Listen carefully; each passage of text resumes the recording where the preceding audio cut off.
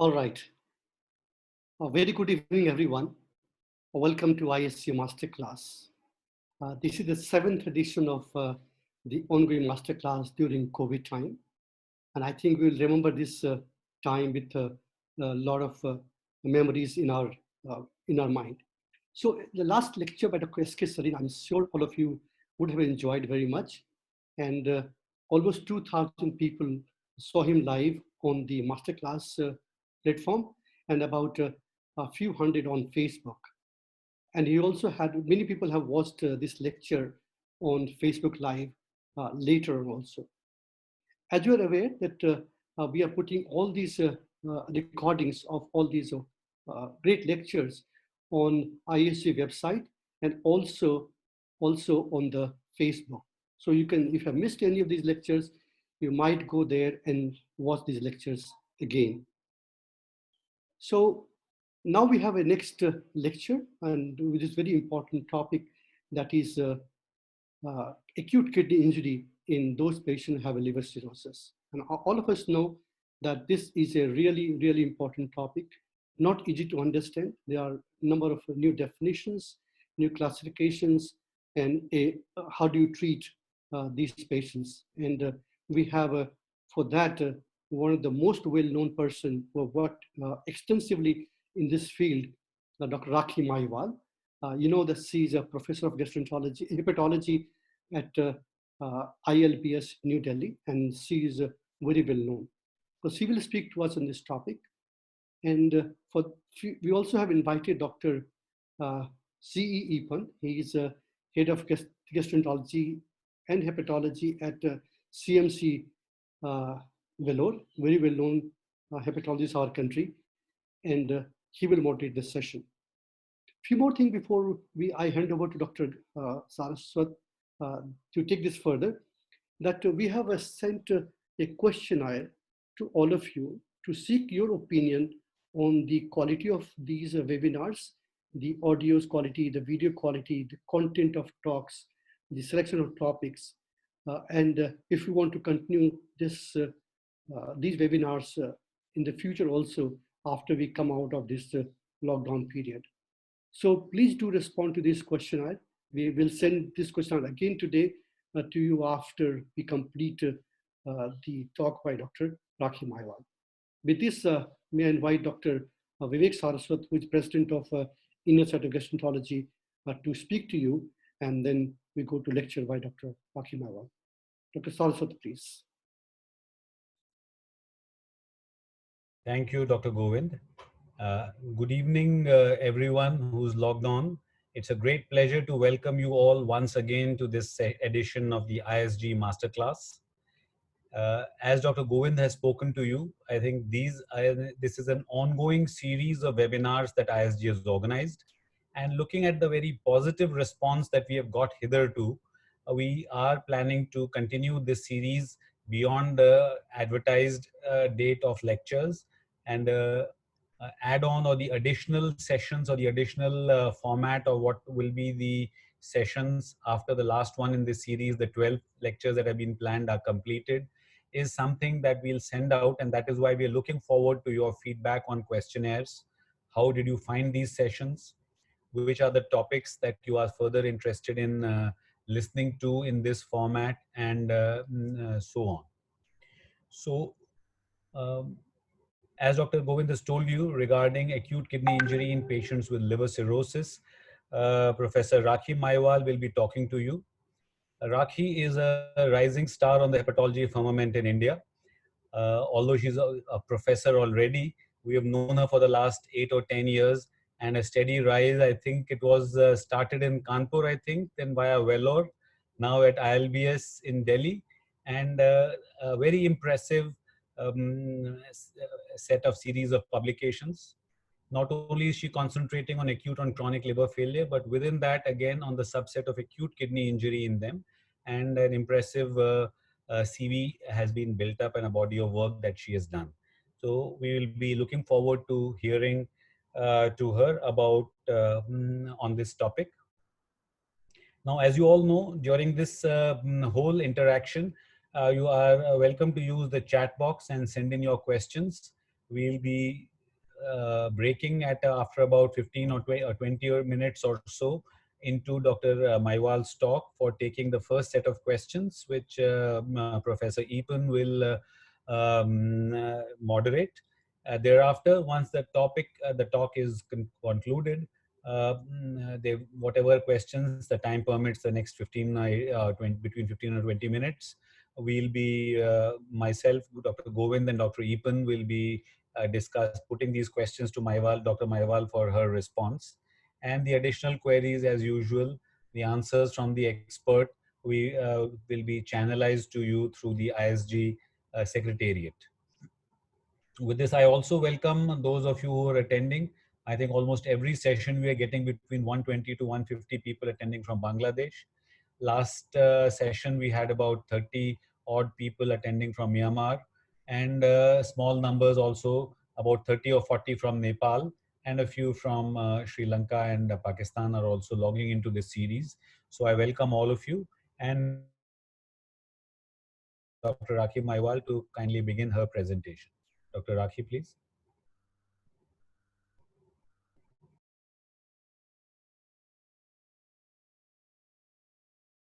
Thank you, sir, Saraswat sir, Govind sir, for considering me and giving me an opportunity to present this talk on acute kidney injury in liver cirrhosis. And I'm very thankful for the kind introduction. And I'm also very thankful for choosing Dr. Epen, who's also been my teacher and mentor at Vellore, as the moderator of this session. So I'll start off.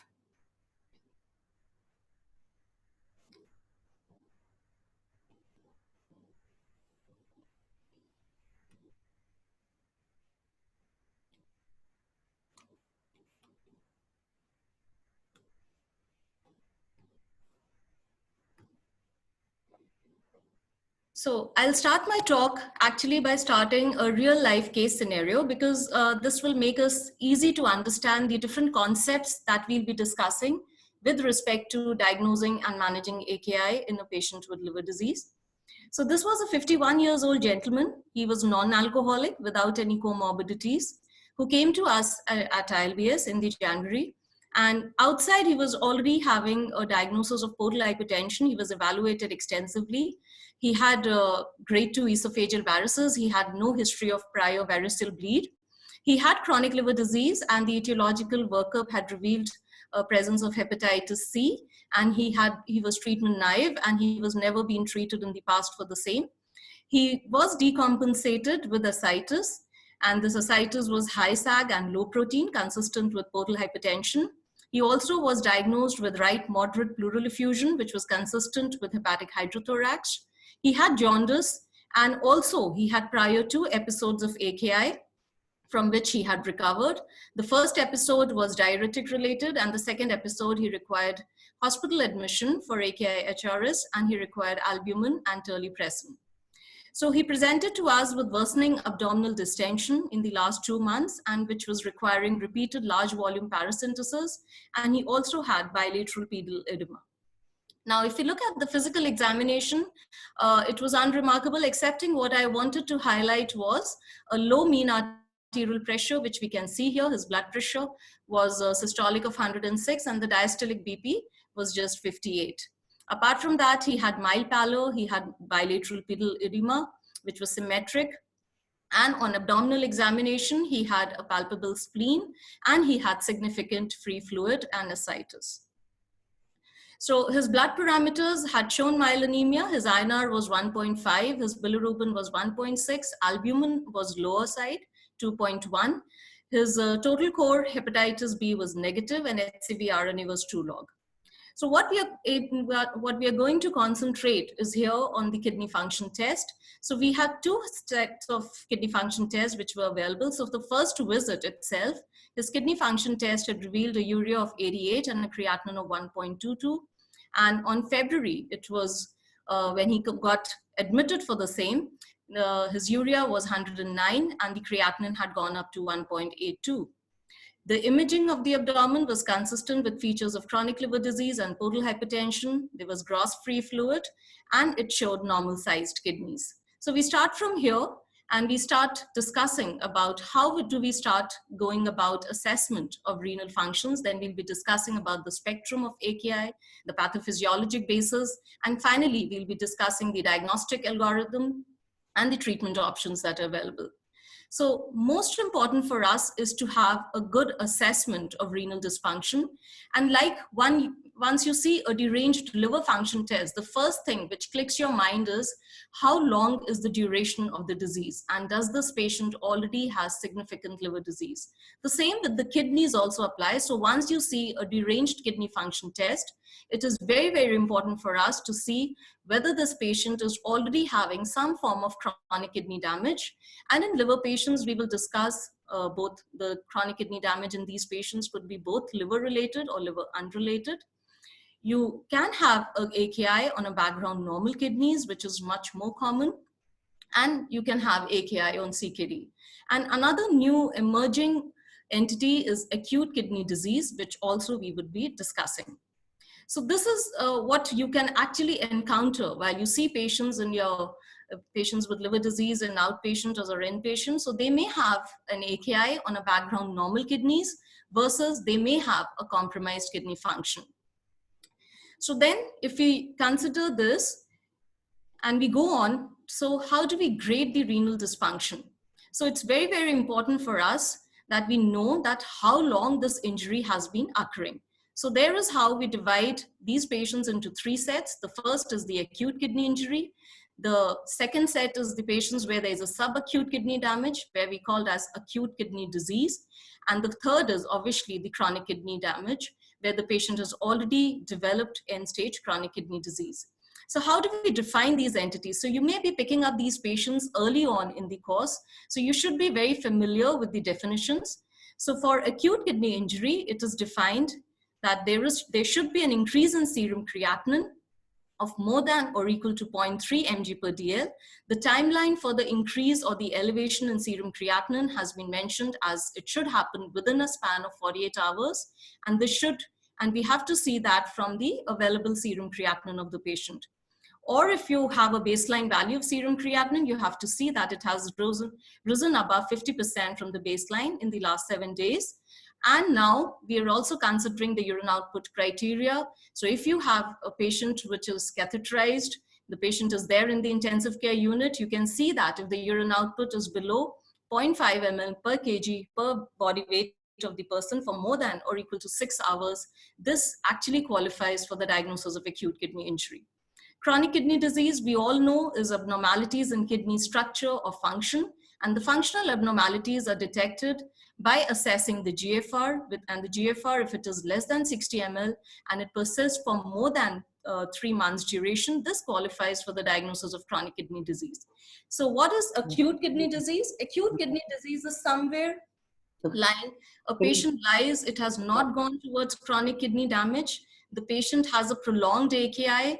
There is a significant reduction of GFR of about more than 35% from the baseline. And the patient is having some form of structural kidney damage, but has not met the criteria of 3 months, which qualifies for the diagnosis of chronic kidney disease. Dr. Rakhi, Yeah. can you use your mouse pointer in between your slides? Okay, sir. To make the attention big. Okay, sir. So we go on to the assessment, and then now we'll discuss why is it relevant for us to discuss and identify chronic kidney disease in our patients with liver disease. So it's an important diagram here to suggest that in a patient with liver disease, you have risk factors for decompensated cirrhosis. These patients get AKI, and now it has been shown that this AKI can itself lead to CKD. This was well established for patients with non-liver patients, but now it has also been proven the same happens in patients of chronic liver disease. Now, if your patient has risk factors, for instance, a patient has metabolic syndrome, diabetes, obesity, all these are risk factors for chronic kidney disease. At the same time, these factors are also responsible for causing acute kidney injury. Now, patient has both risk factors for AKI and CKD. So these risk factors, so this patient will have a faster progression to chronic kidney disease, because you have risk factors for liver disease, which are driving AKI. You have risk factors of AKI itself causing CKD.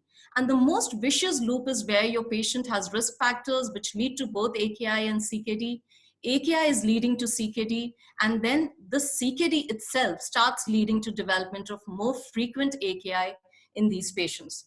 So this is very, very important for us to know. And that's why, because CKD leads to poor outcomes of AKI, the recovery chances of these patients gets poorer. These patients go on to develop late chronic kidney disease, permanent kidney damage, the requirement of dialysis could be there. And most of the time, these patients have more problems and complications due to cardiovascular diseases. So it's very, very important for us to have a good assessment of the kidney, so as that we should not be missing chronic kidney disease in patients with liver disease, especially with the advent of metabolic syndrome and non-alcoholic fatty liver disease. It becomes very, very important for us to understand and know, and do not miss this in your patient. Now, this was an earlier report of kidney biopsies in patients with liver disease, where this was a French study where they showed that in patients with decompensated cirrhosis who were awaiting liver transplant, when they biopsied all such patients, and this was very interesting, these patients did not have anything to suggest a requirement of a simultaneous liver kidney transplant. They were planned for liver transplant alone. And when they biopsied all these patients, it was very interestingly, they showed that almost 60% of these patients of liver disease had some or the other form of structural AKI. So structural AKI is very, very different concept. So initially we used to think that HRS is a functional AKI and there is no damage to the kidneys, which happens in HRS, but also this concept has been changing. And now more and more people are recognizing that HRS itself can lead to structural kidney damage in patients with liver cirrhosis. So what they found in this study was, amongst these structural lesions, they found 82% of these lesions were due to glomerular involvement, and the IgA nephropathy was the most common, followed by diabetes and MPGN. And non-glomerular lesions, that is diseases of the acute or the chronic tubular interstitial, nephritis, the vascular changes that were seen. So all these changes were also seen in almost 50% of these biopsied patients. So what could be the spectrum of chronic kidney disease in patients with cirrhosis? So you have non-specific diseases, like I already mentioned, components of metabolic syndrome. Age is another very important factor, because with aging, there is a decline in GFR, which is there. And specific diseases which are relevant for patients, like in our patient, the patient has hepatitis C, hepatitis B. All these infections can itself lead to glomerulopathies, and they can cause structural kidney injury. And now HRS2, which we used to call, is now being labeled as HRS and AKI, is another very important cause of structural kidney damage and development of chronic kidney disease. So these patients can actually behave like chronic kidney disease patients. So it's very, very important for us to understand these new and evolving concepts in patients with cirrhosis. So how do you do the initial assessment of CKD? Because we know that kidney biopsy is the gold standard, but we can almost never use this, and you have a lot of challenges doing a routine kidney biopsy in liver patients. So what do you do? So you go with the functional and the non-invasive criteria. So it's very easy to do a GFR estimation. Again, the gold standard will be measured GFR, but we cannot do that practically in every patient, and clinically it is not available. So you go by the estimated GFR, which we'll be discussing a little bit in detail. We have to rely on the urine analysis, which is a very, very important modality. And obviously an imaging, if the imaging is consistent with features of chronic kidney disease, we have established diagnosis and we do not have to worry about doing a kidney biopsy. So as an initial assessment, what is suggested is that now you start recording a patient. You should have a recording for baseline serum creatinine for every liver patient that you see for the first time. Go back into the records, see in the last 3 months whether the kidney functions have been stable. If they were stable, what was the lowest value of serum creatinine? Or if the patient has been having repeated episodes of AKI in the last 3 months, you need to have a record of all this.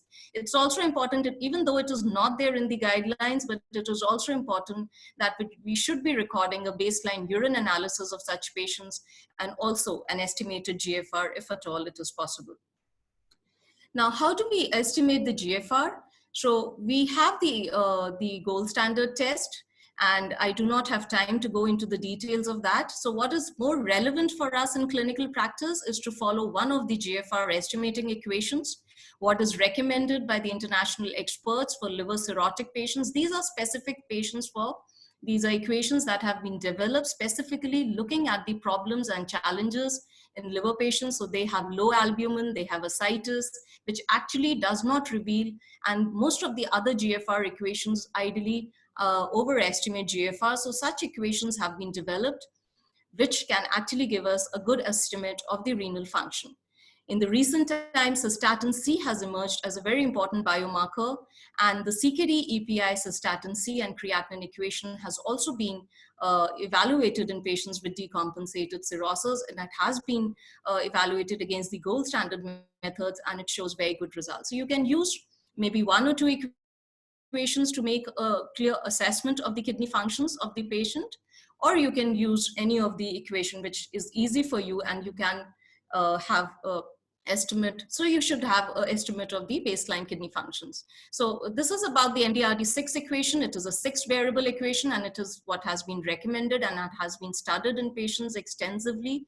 It actually underestimates GFR. So if you're checking GFR or measuring GFR with the MDRD6, you may be underestimating, but you are not overestimating the kidney functions in these patients. And these are the 6 components. It includes the creatinine, the age, race, gender, blood urea nitrogen, and albumin. So we go back to our case. So it's important, we had 2 sets of tests available. So as I mentioned, we have to have a recording of the baseline serum creatinine. So when we looked back into his records, we found that the baseline serum creatinine of this patient in the last 3 months was 0.87, with which we calculated his GFR using this baseline value of serum creatinine and the laboratory tests that we had. And the baseline GFR for this patient was 98 in the last 3 months. So this means that despite having 2 episodes of AKI before presentation, this patient had a normal imaging, had a normal GFR and a normal baseline creatinine, which suggests that there is no evidence of chronic kidney disease in this patient. So now let's start approaching this patient as a patient of acute kidney injury. So now how do we go about approaching acute kidney injury in such patient? So we will be discussing and following this up in the 6 steps. The first will be the diagnosis of AKI, what criteria you should be following. In the second step, the most important step I feel is delineating the spectrum or the cause of AKI. In the third step, after we have done an assessment of the spectrum or the cause, we need to stage, and we need to know how severe is the AKI. And after we have staged our patient and we start the treatment protocol, it is important for us to monitor the course. And subsequently, it's very important to go and see what is the recovery like, whether the patient has recovered partially or completely. And then we'll discuss about the treatment of both HRS and non-HRS AKI. So we'll go on to the definitions. That is very, very important. I already discussed the definition of AKI, and there have been some changes in this, which we'll be discussing in a short while. But as of now, it is important that we start assessing AKI using the creatinine estimation in a span of 48 hours or a 50% increase from in the past 7 days. Then it's important for us to stage the AKI. The staging is done in 3 stages. Stage 1 is where your creatinine is elevated by 0.3, or it is 1.5 to 2-fold from the baseline. In stage 2, there is increase of more than 2 to 3-fold from the baseline. And stage 3 is actually more complex. Here you have a patient may have a 3-fold increase from the baseline. A patient may have a serum creatinine of more than 4 with an acute increase of 0.3. Or the patient may have required dialysis. So all this comes under stage 3 AKI. What is progression? Because these terms will be using subsequently in my presentation. Progression is where your patient goes from one stage to a higher stage, and this is called as progression. And similarly, vice versa, regression is where the patient goes from stage 3 to stage 2. Now, regression can be partial, where the patient has complete regression. That is, the serum creatinine reduces to almost less than 0.3 of the baseline value of serum creatinine. So you should be having a baseline available. And to assess the partial response, where the creatinine, even though the patient has regression of AKI, but the creatinine remains elevated and the patient remains does not reach the within the 0.3 limit of its baseline value. And no responses where the patient remains in the same stage and does not have any regression of the AKI. So this is important for us, again, to discuss what has been new in the definitions of HRS. There's a lot of changes in the nomenclature of HRS that we have in patients with liver cirrhosis. So what we initially used to called as HRS1, where the definition include increase in there was a rapid increase in creatinine above 2.5, or in a span of 2 weeks' time. This nomenclature was changed to HRS AKI, and the revised definition of HRS AKI had removed serum creatinine from the definition, because we know that there are so many difficulties in measuring serum creatinine, and it does not give us the exact measurement of serum of the kidney function derangement in these patients. And now another important thing which they have changed here is that they have incorporated urine output, because initially it was decided that the patient of liver disease are on diuretics, you do not routinely catheterize them, and it is difficult to do a timed urine collection. So you cannot, it's okay if you do not incorporate urine output.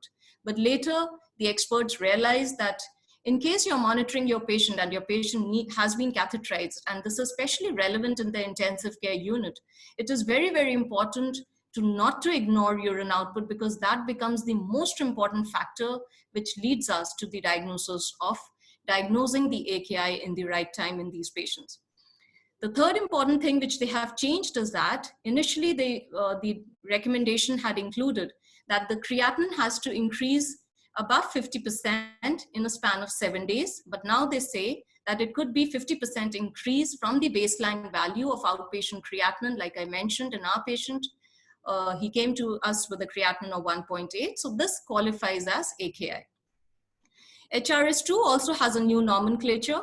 So HRS2, which is usually seen in patients with refractory ascites, has now been given a revised nomenclature where it is called as HRS non-AKI, which can subsequently be subdivided as HRS AKD, where the patient has not met the 3 months duration criteria for the GFR or for the structural kidney damage that you see many a times in these patients. Or if the patient has clear-cut GFR, which is less than 60 ml for more than 3 months, then he qualifies to meet the diagnosis of HRS CKD. So we go back to our case.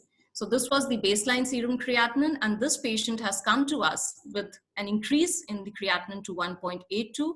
So this patient has a decrease in the GFR also, and he is qualifying into the diagnosis of stage 2 AKI. And this patient, considering the advanced cirrhosis, the prior response to treatment with albumin and terlipressin, it is very, very important for us to keep a close watch on this patient.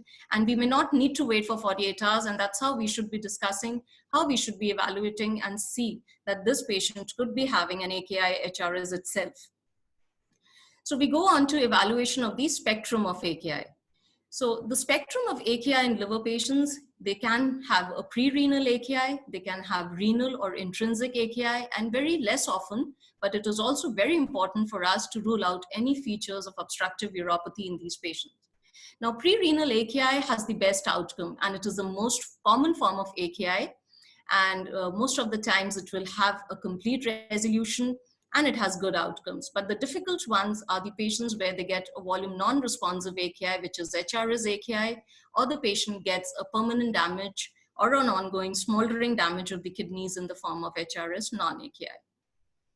So while you are able to delineate the spectrum, it is very, very important for us to understand the pathophysiologic basis of AKI. So patients with cirrhosis and portal hypertension, they have increased sinusoidal pressure and increased intrahepatic pressures, because of which there is increased shear stress, there is increased release of vasodilators, which results in splanchnic and systemic vascular dilatation of the vascular beds.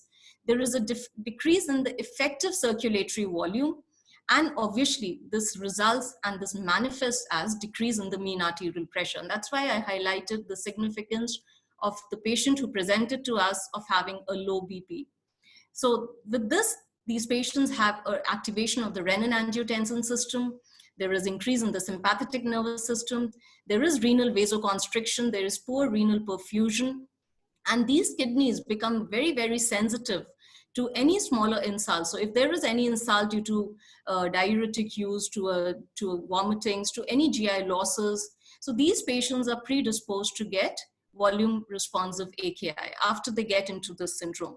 But what is more common and what is more challenge for us is that when you see patients with liver disease with stage 2 or 3, that is severe forms of AKI, most of the times it is always multifactorial. So it is never that. So they may be on diuretics. On top of that, they may get an infection. They may be having a background acute and chronic liver failure and systemic inflammation. And on top of that, if they get a diuretic related AKI or they get diarrhea, so they have a pre-renal insult, they may take some Ayurvedic medications. So they may have a drug insult, which is responsible for some form of structural AKI. So we should never have a tubular vision. And most of the times when we are seeing patients with liver disease, it is very important for us to consider that the patient may have multiple etiologies of AKI, especially if the patient has presented to you with severe AKI stage 2 or 3. The other important factors is the renal perfusion due to shock. So any form of hypoxia to the kidneys, that is the most common cause of causing ischemic ATN. Drugs have been implicated in causing structural damage. They can be drug-induced interstitial nephritis. Many antibiotics which we commonly use, for instance, fluoroquinolones, are known to cause interstitial nephritis to the kidney. So we should be very, very particular to evaluate all the prescription NSAIDs, paracetamol, all these drugs, antibiotic prescriptions, aminoglycosides. It is very, very important to have a thorough drug list checked, because this is another very important culprit, and this should be addressed in the initial phase of the AKI. You have to rule out an intrinsic renal disease, and that's why it was important for us to rule out all the forms of intrinsic renal disease that could be there. The component of heart in influencing the kidney damage is also very important. So most of the times the patients with liver disease, once they develop ascites, most of them will have some form of cirrhotic cardiomyopathy, and early diastolic dysfunction will be there. However, if they get a cirrhotic cardiomyopathy which is manifested by low cardiac output, again it becomes a congestive AKI in such patients. So these patients can have all forms of cardiorenal syndromes also. So evaluation of the heart also becomes very important. If you have a patient of liver disease with grade 3 ascites, this patient is at a risk of developing paracentesis-induced circulatory dysfunction and subsequent AKI, but at the same time, if this patient has tense ascites, high intra-abdominal pressures can itself compromise the venous return, and this itself can cause a compromised renal perfusion and the blood flow, and therefore paracentesis in these patients also becomes important. So you should be assessing the intra-abdominal pressures, you should be managing the fluids properly. So all this decision making and assessment of the different cause and culprits of AKI is very, very important once we start assessing patients with liver disease who have presented to us AKI. Adrenal insufficiency is also a very important syndrome that has been recognized, and it has been seen to occur much early.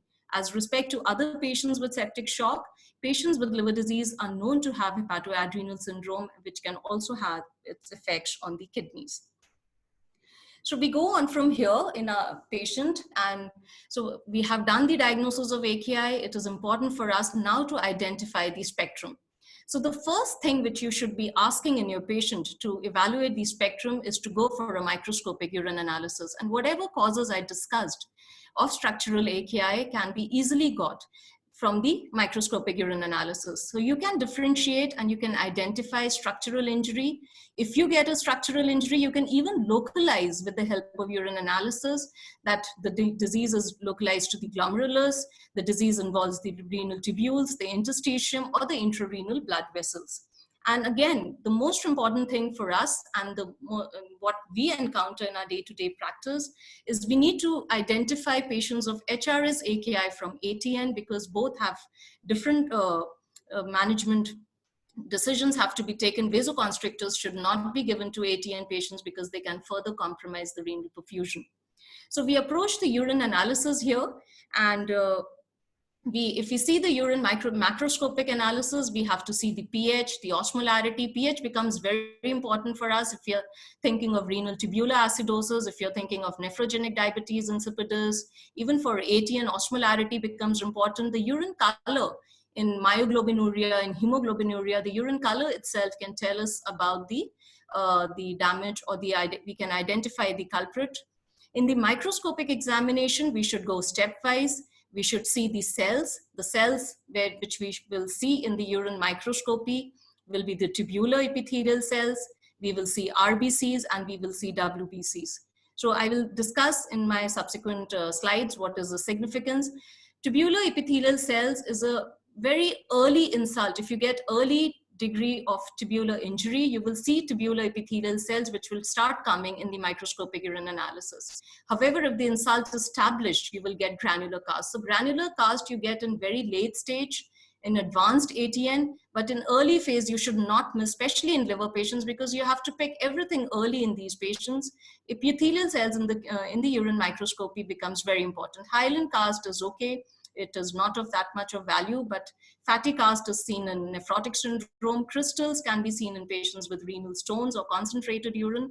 And then we'll be evaluating and discussing a little more in detail about the urine, albumin, and the protein quantification. So this is what is important. If you see the leukocytes and you have leukocyte cast with bacteria, it is suggestive of urinary tract infection.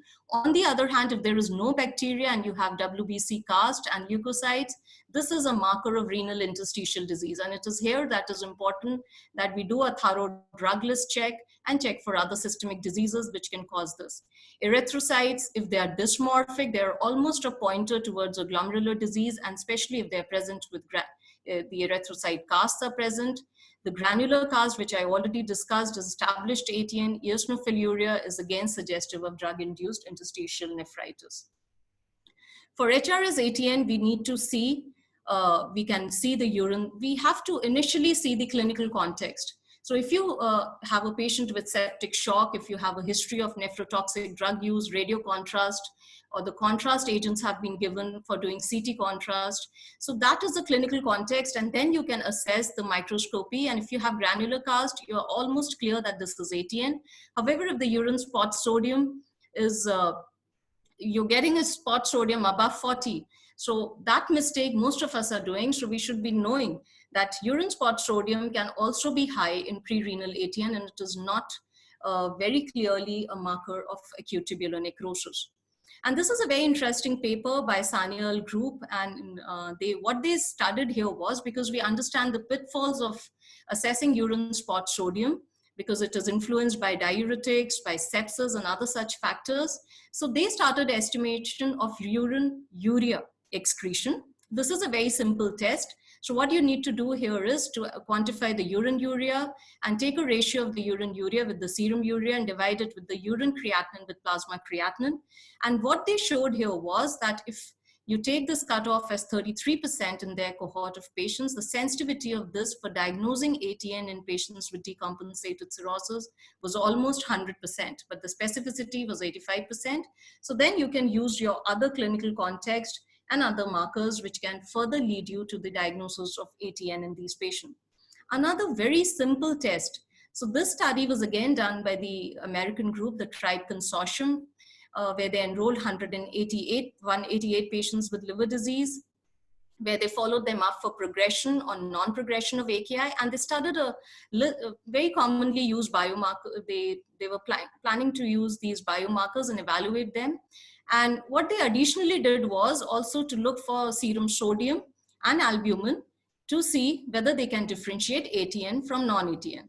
So what I've highlighted here is, we look at the biomarkers. Yes, these are expensive. If we have the facility, it is we can use this, but we can use a simple test like a urine albumin excretion, and we can see here in this study, they showed that this was a very important marker. It was clearly higher in patients with ATN as compared to non-ATN, could differentiate, and was not having an overlap as was seen with spot sodium evaluation. We can see there's a lot of overlap with the pre-renal azotemia as compared to ATN with spot sodium. However, the same was not noted for urine albumin excretion.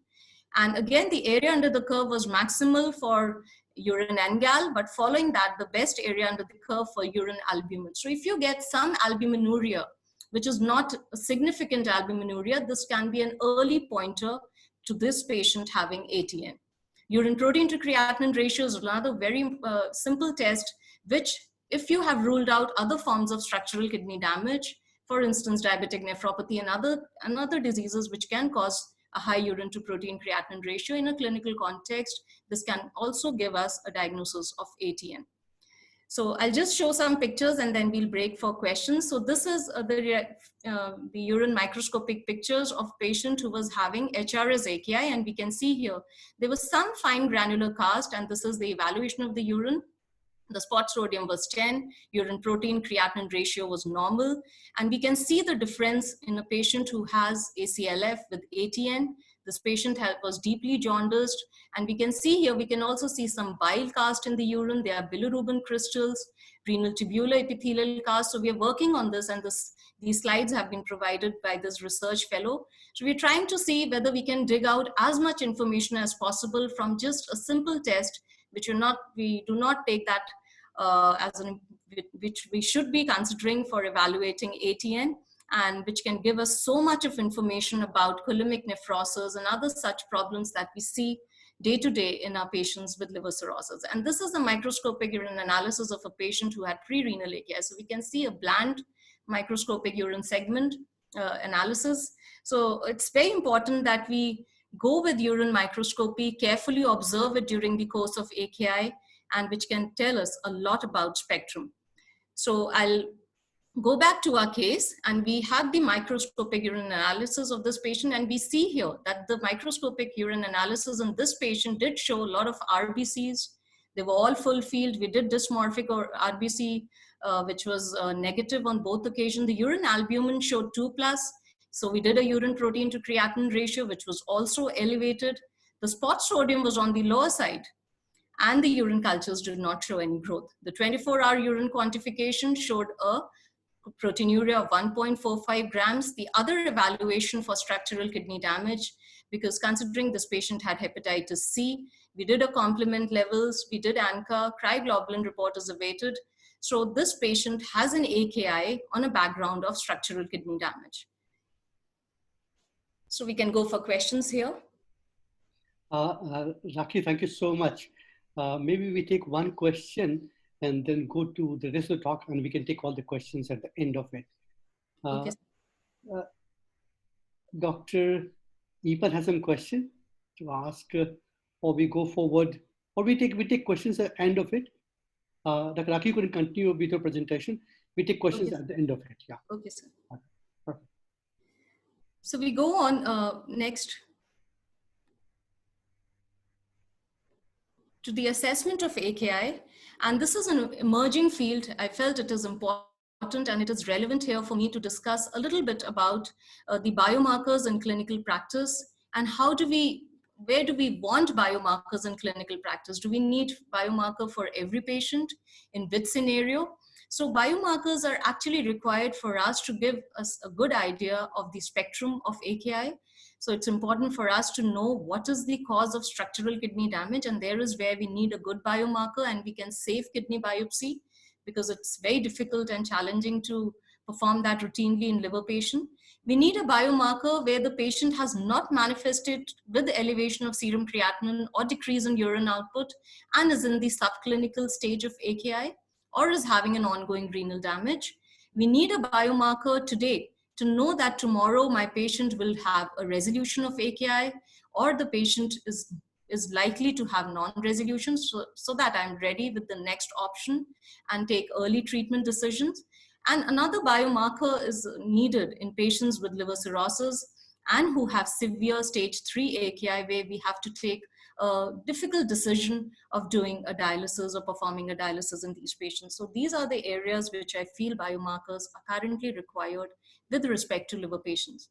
Now, we have different biomarkers that are available to us. We have biomarkers which give us the estimate of the proximal tubular injury. We have biomarkers which tell us about the glomerular injury. We have biomarkers which tell us about the distal tubular injury. And all these have been evaluated in patients with liver cirrhosis. So I go back to the same study where they performed a set of biomarkers to distinguish HRS from ATN, and they found that urine NGAL, the kidney injury molecule 1, the liver fatty acid binding protein, and the IL-18 were able to distinguish HRS from ATN. Similarly, this is the data from the European cohort. And again, just wanted to highlight urine NGAL has shown a lot of promise, and we can see here the values are clearly demarcating the presence of HRS from ATN, and this is where the problem rises. Albumin also, in their study also, I found that albumin was able to tell us, the urine albumin excretion was able to tell us and was able to differentiate HRS from ATN. This is our own experience at ILBS, and we found that this is the critically ill patients with liver disease, and we have problems of doing NGAL in these patients because it is also elevated in states of systemic inflammation and sepsis. But even though the levels were markedly higher in patients with ATN as compared to patients with HRS, cystatin C was also showing a difference, even though it's a marker of glomerular injury, but patients with ATN were having higher cystatin C as compared to HRS.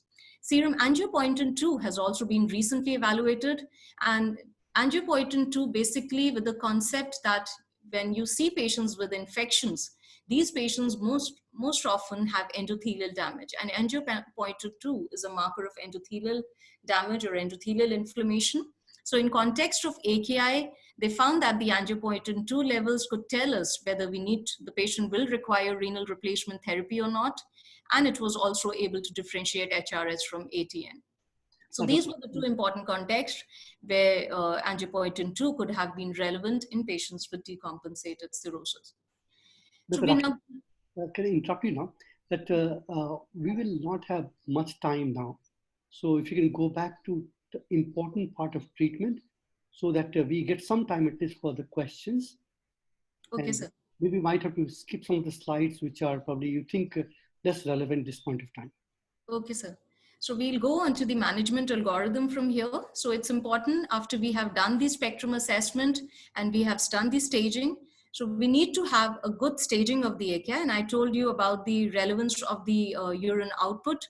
And this was an important study done in patients with critically ill, and the important message which was delivered from this study of a large cohort of 3,000 patients, that almost 60% of these patients who were missed with the using serum creatinine were actually having stage 2 and 3 AKI when you considered urine output criteria. So urine output becomes very important. And it's important also when you start managing your patient to assess their course patterns during the hospital stay and see whether the patient has progression, because irrespective of these states, so a patient may present with a lower stage of AKI. If the patient has no progression, we see that the mortality is just 2%. However, if the patient has progression of AKI, the mortality is almost equivalent and almost close to patients with stage 3 AKI. So it becomes important for us to have a close monitoring and even AKI persistence. That is, if the patient does not have a resolution, even though he may not have elevation which merits progression, that also becomes important in patients, especially where your creatinine may not get high because of ACLF.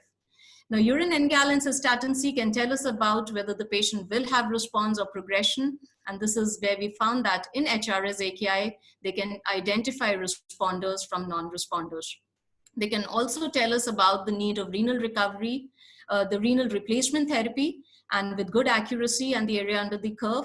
And the values above 1500 for an NGAL and combining it with the cystatin above 3, we found there was an absolute risk of almost 95 to 99% in these patients requiring dialysis. However, these biomarkers were not able to tell us about the recovery of the kidney. So you need to have separate biomarkers which can tell us whether the patients will recover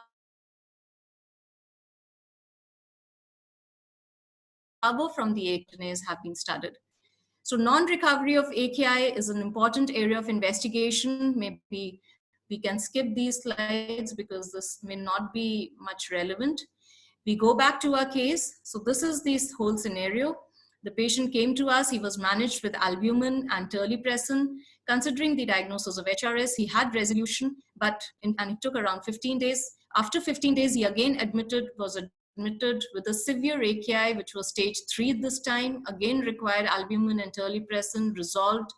And the third admission was in the ICU with septic shock and ATN and AKI. And we see here the urine cast. The patient had granular cast at the time of presentation to the ICU, and there was still the ongoing proteinuria and microscopic hematuria that was seen in this patient. And the biomarkers we can see here initially itself, when the serum creatinine was 1.2, the patient had elevated cystatin of 2.1, which was suggestive of significant renal damage.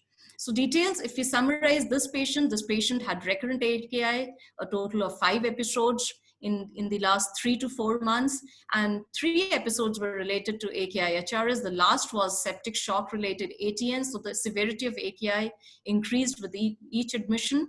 And the patient also had some form of structural kidney damage, which we feel either could be due to IgA nephropathy, it could be due to HCV associated, or just a post-infectious glomerulonephritis, or it can be an evolution of HRS non-AKI or HRS AKT that we are seeing in this patient. So questions which are relevant to this patient is, how do we confirm the diagnosis of kidneys short of renal biopsy, the timing of liver transplant in such a patient, when do we go for simultaneous liver kidney transplant, and how do we prevent recurrent AKI, because this patient is getting repeated AKI, and we know that repeated AKI can go to CKD. So how do we do that? So we go on to the management. In the management, it is important that we go for individualized fluid therapy. We should be using the dynamic measurements of assessment, and we should not be relying on CVP and PCWP, which were older measures. So now we have the IVC assessment.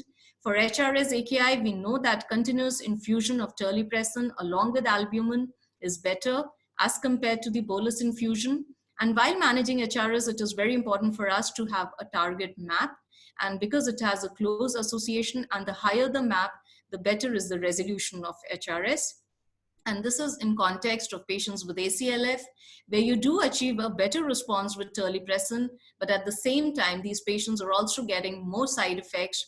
So these patients may still require norepinephrine if they get side effects. Non-HRS AKI, we have already discussed about the drug-induced nephrotoxicity. The fluid management again becomes important, because if you overload your patient, you will having a compartment and increase intra-abdominal pressure, which itself can compromise renal function. In non-HRS AKI, due to paracentesis associated circulatory dysfunction, it is important for us to give IV albumin. And also in context of septic shock, this is the data from our center, where Abby had done this research work, and we showed that 5% albumin could be better to crystalloids in preventing AKI and improves the micro and macro circulation in sepsis-induced hypotension. There are a lot of therapeutic strategies with respect to AKI, which are just experimental use of anti-inflammatory strategies, using plasma exchange or liver dialysis as a form of treatment modality for coulimic nephrosis is also under investigation. Dialysis is another area of debate, and it requires a lot of research in liver patients, where we should be dialyzing, how we should be dialyzing, whether we should be using dialysis as a renal replacement therapy or as a renal support therapy. All these concepts have to be studied, because what we aim to achieve is that a patient should achieve renal recovery on dialysis, and these are all important factors. If we are doing dialysis, we should be knowing, and these are important questions that are required. And this needs extensive research, and the way the AKI is evolving, and the way the management of liver patients is evolving, because we know that patients on renal replacement therapies and on CRRT are not contraindicated for liver transplant. We can still consider them if they are not oliguric and if they are having ACLF. So that's not a contraindication. Achievement of renal recovery at 6 months is the aim, as was shown in this study, that if the in patients with severe alcoholic hepatitis, of the patients who required dialysis, there were 80% of these patients who died waiting for liver transplant. So many of these patients will die. They have very poor outcomes, but the patients who had renal recovery, they were successfully taken up for liver transplant, and 4 of them also underwent simultaneous liver kidney transplant. This is about the concepts of doing CRRT in patients with liver failure, because here the emergency of liver transplant is there, and the kidneys are affected by systemic inflammation. Most of these patients will require dialysis, and this is not a contraindication because you can also do intraoperative CRRT and take them up for a successful liver transplant. Management becomes important, and it is also important for us to prevent future episodes of AKI. And because we know that because prevention of AKI is important, because repeated AKI can lead to CKD. And this is an important study from our center where we looked at the hemodynamics of patients who were getting frequent AKI and CKD, and we found that low SVR. So if your patient has a low diastolic BP, which can be an indirect surrogate of a low SVR, can actually give us a lot of information. We can use albumin therapy, and this is the data from the ANSWER study, where they showed that when they gave albumin at higher dosages in cirrhotics with uncomplicated ascites, these patients get less frequent HRS. So it improves the systemic hemodynamics, and this could be an important area where we can see whether we can prevent AKI in patients with liver disease. I could get this one abstract, which was very interesting, by Dr. Praveen from Gangaram, where they showed that combining midodrine and albumin can prevent HRS AKI development. So this is an important concept of improving the severe vasodilatation with the help of albumin and combining it with vasoconstrictors. So I would like to summarize my talk with the management algorithm. The first thing which you need to do is to record the baseline serum creatinine. If you have a patient with deranged kidney function test, do an assessment, rule out chronic kidney disease or acute kidney disease which is going on, take a good history, physical examination, assess the IVC, remove all the offenders which are there, nephrotoxins, sepsis, the drugs which can cause AKI, stage your AKI based on the KDIGO staging, incorporate urine output, especially if the patient is in the ICU, give IV albumin, which should not be fixed dose based. It should be individualized patient to patient. You can add crystalloids if the patient needs more along with albumin. Then you go on to divide your patient. If the AKI is improving, you do not need to do and no need to worry. However, if your AKI is persistent or it's progressing, then it qualifies under volume non-responsive AKI. Check the urine microscopy, as I already detailed. If it qualifies, straightforward for the diagnosis of intrinsic AKI, this person needs a nephrology consultation and we need to do subsequent evaluation.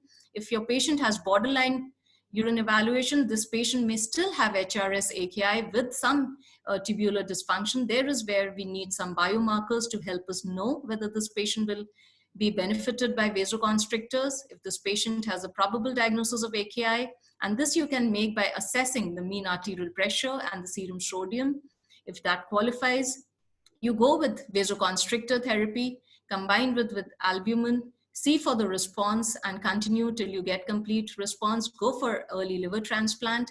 If the patient has no response, you have to go and start assessing him for kidney replacement therapy. If the patient does not have an option of liver transplant, you have to look for recurrence of AKI. You can consider IV albumin, and role of vasoconstrictors needs to be evaluated in this setting. So I summarize my talk by saying that we need to assess closely the renal reserve of each patient with liver disease who's coming to us with a derangement in the kidney function test. AKI is a very frequent and ominous complication in these patients. Use of AKI criteria is important and it has been evolving. Incorporate urine output. Urine analysis is the most basic and gives us a lot of information and roadmaps the kidney damage. Close monitoring of AKI is required for the cause to improve their outcomes. Assess the recovery even after the AKI improves. The story doesn't end there. Assess the recovery for the underlying development of acute kidney disease and chronic kidney disease. We need biomarkers. Still, most of them are experimental and we do not have hard data to support their routine use. But these are the two most emerging and encouraging biomarkers with respect to assessment of glomerular function and with respect to ruling out and diagnosing ATN. We do lack an ideal biomarker which can replace kidney biopsy like we require in our patient, which I discussed. And management protocols for cirrhotics with background chronic kidney disease have to be more defined, and we do not have any guidelines on this. Thank you. Thank you so much, Dr. Rakhi. Dr. Epan, keep your video on. Dr. Saraswat. I can't get my video on, Govind. Dinesh. Epan has some questions. Yeah. Uh, Thank you, Rakhi. The talk was very extensive and it covered many aspects of this very important topic. There are a whole lot of questions that come in. I may touch upon a few of them. There are two, Dr. Shivanshu from Delhi and Dr. Anurag from Chandigarh have asked this question. What about HRS in cirrhosis versus HRS in a patient with ACLF? Would the treatments be similar in these two groups of patients? Yeah, this is a very important question. And we know that HRS in ACLF is absolutely different from HRS that occurs in the patients with liver disease, with cirrhosis, because patients with ACLF have more of systemic inflammation. So as of now, the management of HRS is the same, but that's what I alluded to in my talk, that we need to explore anti-inflammatory strategies, whether we need to combine. The etiology of liver disease and ACLF becomes utmost important for us to manage. For instance, if your patient has severe alcoholic hepatitis, we have to give and go for steroid, which will also improve AKI, and it is not an absolute contraindication.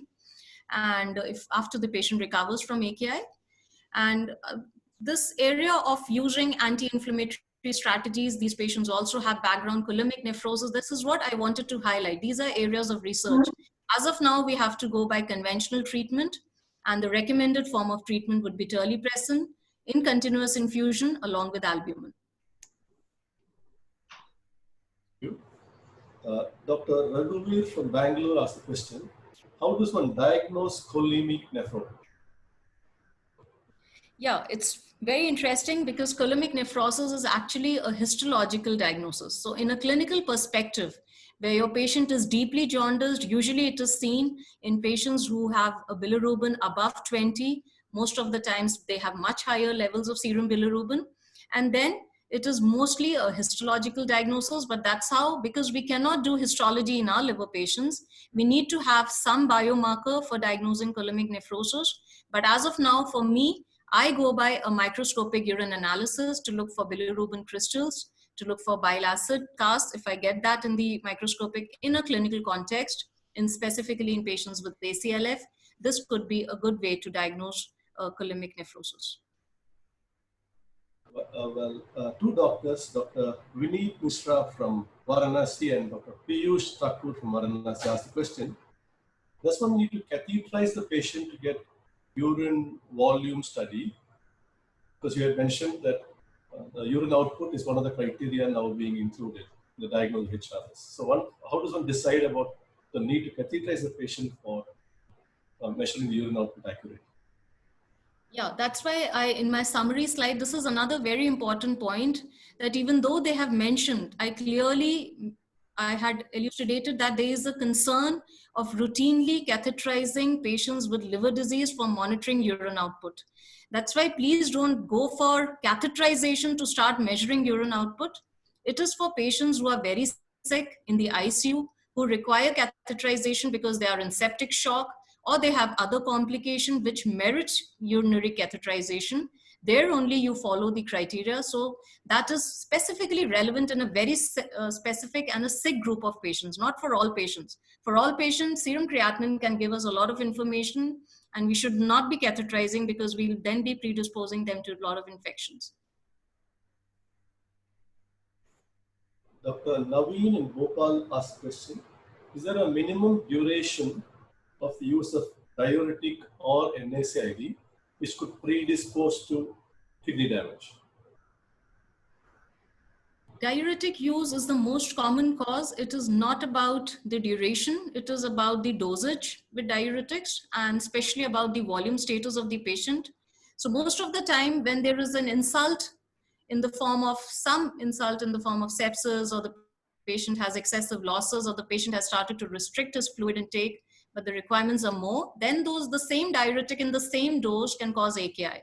This can also happen with the progression of liver disease. So it is not about, I do not feel there is any link to the duration. It is mostly to the dose that is required for an individual patient, and the reserve of the kidney based on the liver disease status. That will determine diuretic induced AKI or NSAID AKI. The patient who has a good clinical reserve, I did not have much time because these are all very important concepts. If your patient has a poor renal reserve, even a smaller insult will cause a lot of kidney damage. But at the other hand, if your kidneys are normal, even a more toxic insult will not result in that severe AKI. So that's the difference about how the kidney reserve is there and what will happen due to an inciting agent. I'll put it the last question, and after which I'll request Dr. Saraswati to take on the questions. This question is from Sri Lanka. Dr. Chatura is asking, is there a role for using N-acetylcysteine to treat HRS? Currently, there is some data to suggest that N-acetylcysteine could be helpful as an anti-inflammatory agent. There is some data for N-acetylcysteine with respect to preventing contrast-induced nephropathy, so it counteracts the reactive oxygen stress. And the other the ischemia reperfusion into that happens in patients with kidney disease. So that's the mechanism. So in patients with inflammation-induced AKI, it could be an attractive option. If you have paracetamol-related kidney damage, it could be an attractive option. I, as a person, personally, I use it for patients with alcohol-related ACLF in the ICU who have kidney injury. But as such, there is no guideline or no recommendation. There is no study which suggests us to use that. Right. I think, Rakhi, you have a very extensive review. And I think a lot of questions. I think over 175 questions have come in, and we've barely asked you 5 or 6 of them. I'll also try and cover about 4 or 5 questions in the next few minutes, and then there'll be a lot of homework for you. Okay. Right. I think the question that I have are more related to the diagnosis of HRS and the test that I used. The one that I have regarding therapy is, I think, the timing of terlipressin introduction in a patient with HRS. The older guidelines talked about waiting 48 hours, topping up the volume with a predefined volume of serum of albumin infusions, and then if not improved after stopping diuretics and so on, then start terlipressin.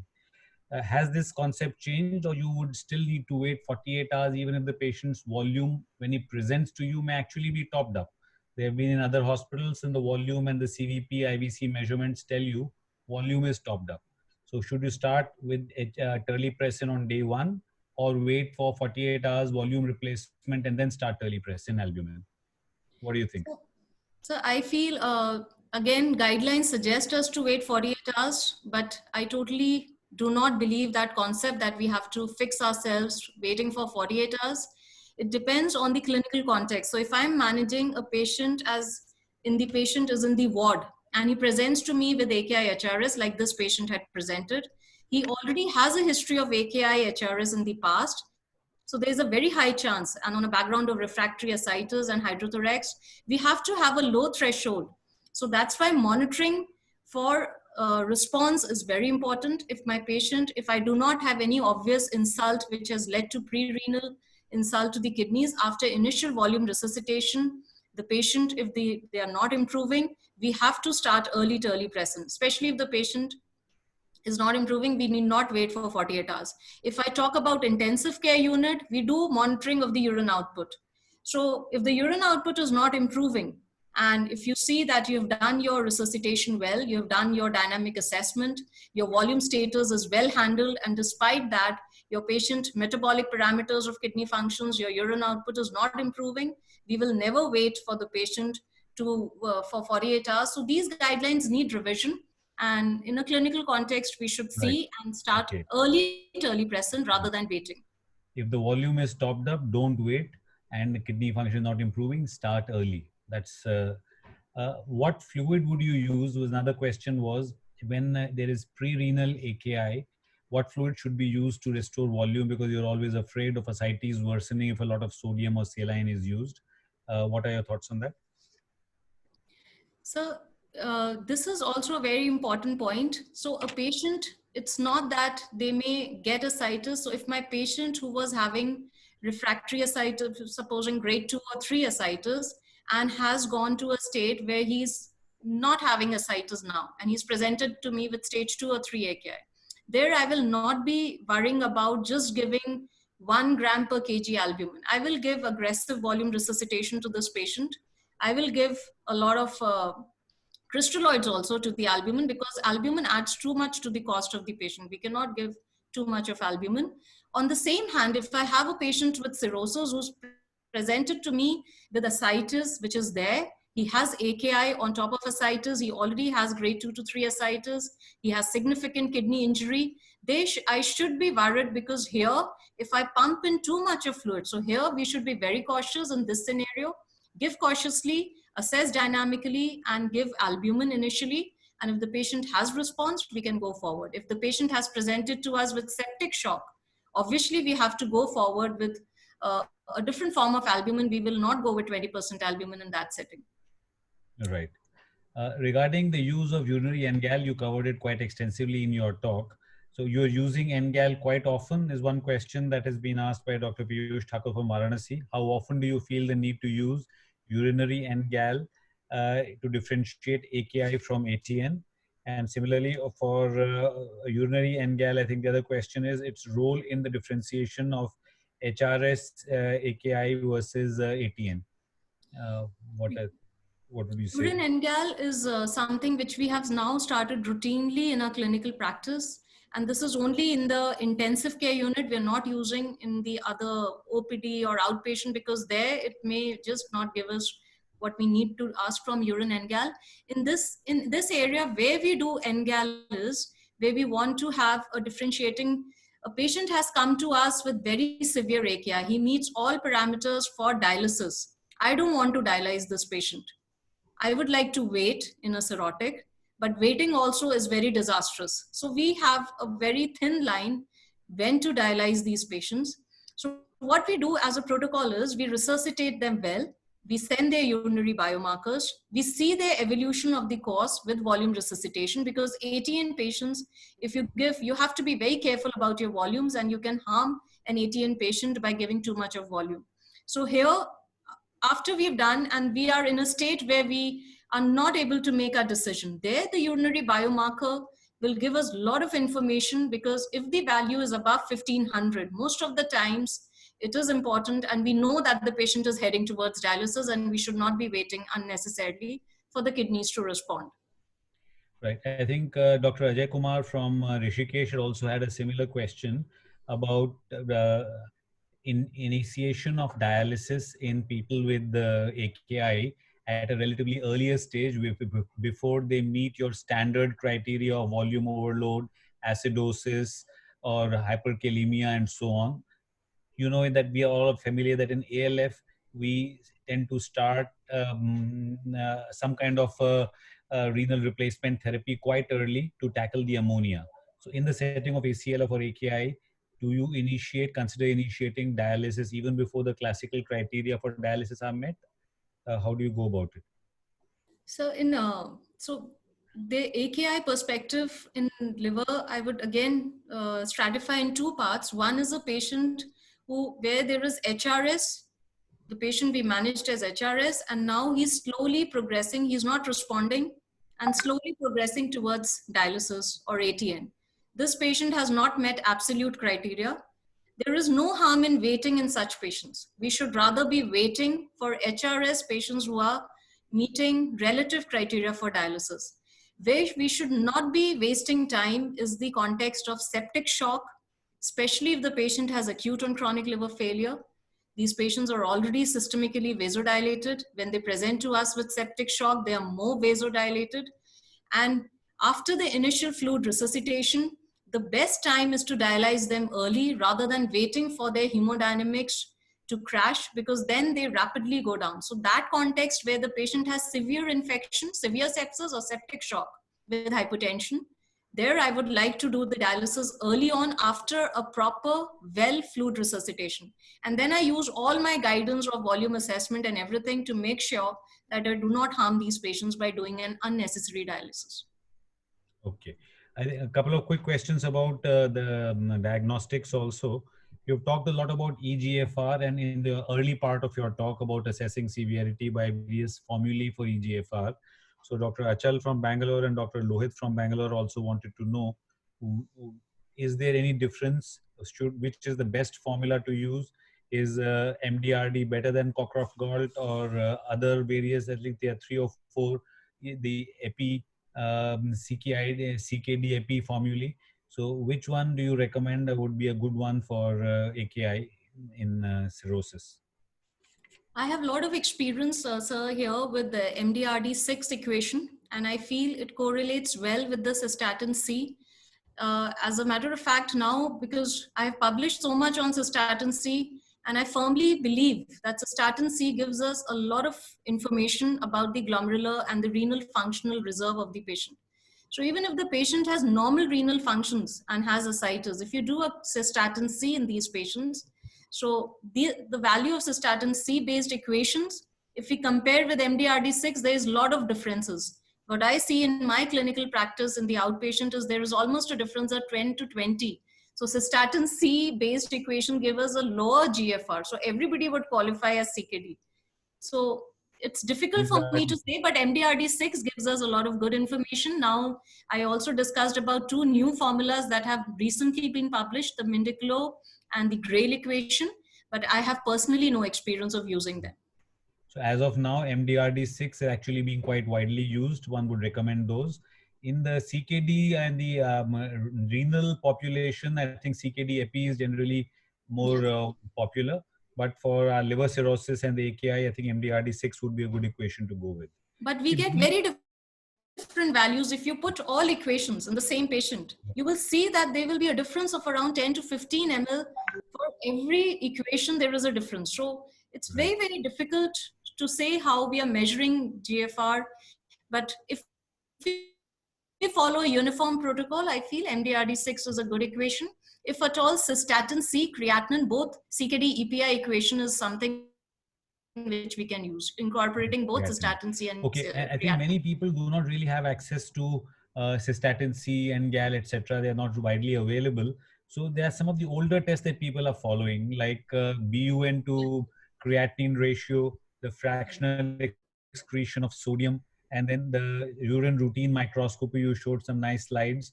How sensitive would urine routine microscopy would be in differentiating HRS from ATN is one question that Dr. Arun Singh from Indore has asked. And the other ones about the FENA and the BUN to creatinine ratio. What are your thoughts on those older tests?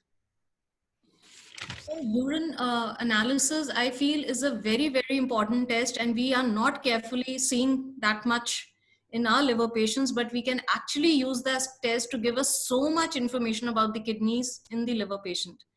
And if I talk about urine test to say whether the patient has ATN, a very simple test which can tell us albumin excretion. And if you've ruled out a background chronic kidney disease, you have ruled out a glomerular injury, a cause for glomerular damage, because albumin usually is a marker of glomerular injury. So it is very important in that clinical context, if you're trying to think whether the patient has ATN and you have ruled out urinary tract infection, urine albumin excretion has been shown by all studies now, albumin to creatinine ratio, protein to creatinine ratio, urine albumin is a very sensitive and a good marker of an underlying tubular dysfunction or maybe a glomerular injury to the patient. Okay, I think there are several more questions.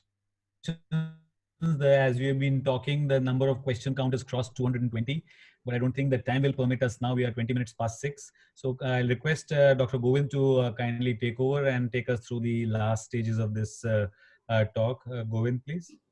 Dr. Rakhi is a wonderful talk, and with every minute passing time, we get one more question. So we have now 220 questions, but I just want a question on Facebook Live also.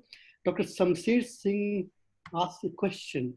If albumin is not available, what is the best fluid? If albumin is not available, I feel the liver patient is at pity, but yes, we can use crystalloids, and you try and use more of plasma in those patients, because you need to give some form of protein to these patients are hypoalbuminemic. They have interstitial edema. Crystalloids, we use balanced crystalloids. Plasma light is a good option, but I feel that albumin is required. We should not. And the last question from your own institution, from ILBS. When do you say that terlipressin is unresponsive? A patient is unresponsive to terlipressin. When do you say that? Short answer, please. Terlipressin, sir, I want, because when we give terlipressin, I see immediate effects. If I'm seeing urine output as the criteria, I start seeing improvement in urine output.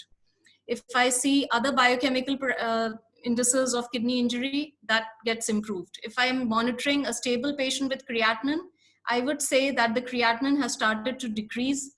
Overall improvement in urine output and kidney function parameters is, for me, the patient has started to have a response. Now, whether this is partial or complete in the end, that is another decision. But that will tell me that patient has started to respond. And Dr. Katie Sonoy compliments your lecture, and he has sent his best wishes to you. Thank you. Dr. Rakhi Maiwall for a wonderful, wonderful talk. It's a difficult topic, but again, you took us through the new definitions and protocol for management. I think all of us have learned from you. Thank you. Thank you so very much. Keep rising, keep doing good work. You are doing so wonderful work in hepatology field. Thank you, sir. Thank you, Dr. Epan, for agreeing to moderate this session. Thank you so much. And thank you, Dr. Saraswat, for again all your support to ISC Masterclass. But before we close, two things one is invitation, that we have a next lecture coming on this Sunday from 12 to 1. And this is again important topic, that how do you treat your patient with Crohn's disease? And for that, we have again, the master to take this lecture is Dr. Vineet Ahuja. He's a professor of gastroenterology at AIIMS, New Delhi, and his work in the IBD is exemplary. So it will be a treat to listen to him on this Sunday, 12 to 1, that is May 10. And lastly, that please do respond to the questionnaire we are going to send to you right away after this lecture. We need your feedback so that we can improve the quality and value of these classes. Thank you very much. Thank you, everyone. Thank you, viewers, seeing on Facebook and seeing on Masterclass. And we see you on the other side on Sunday at 12 o'clock. Good evening, everyone. Bye-bye, everyone. See you. Okay, sir. Bye.